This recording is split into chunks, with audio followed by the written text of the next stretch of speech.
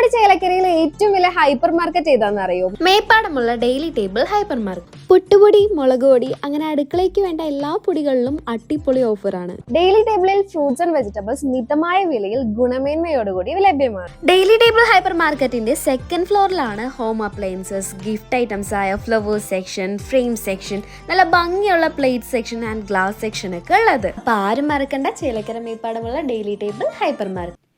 ശക്തമായ മഴയിൽ ഭാരതപ്പുഴയിലെ ജലനിരപ്പ് ക്രമാതീതമായി ഉയർന്ന സാഹചര്യത്തിൽ ഭാരതപ്പുഴ കേന്ദ്രീകരിച്ച് നടന്നിരുന്ന നിർമ്മാണ പ്രവർത്തികൾ നിർത്തിവെച്ചു.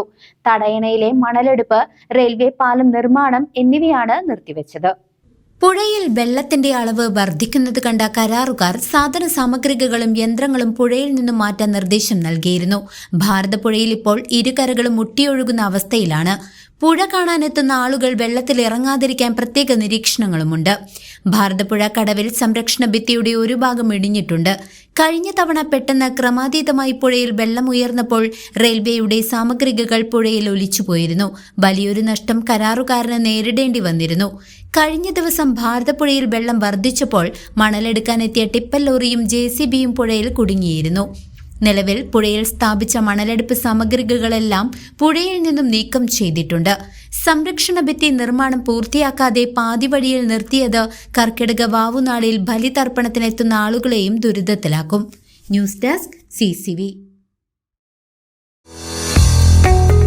ഗൃഹോപകരണ രംഗത്ത് ഗുണമേന്മയുള്ള വീട്ടുപകരണങ്ങൾക്ക് മാത്രമായി ജനതയുടെ നവീകരിച്ച ഷോറൂം ജനത ഫാമിലി ബസാർ, കോൺവെന്റിന് മുൻവശം, ജനത ജ്വല്ലറി ബിൽഡിംഗ്, ചേലക്കര.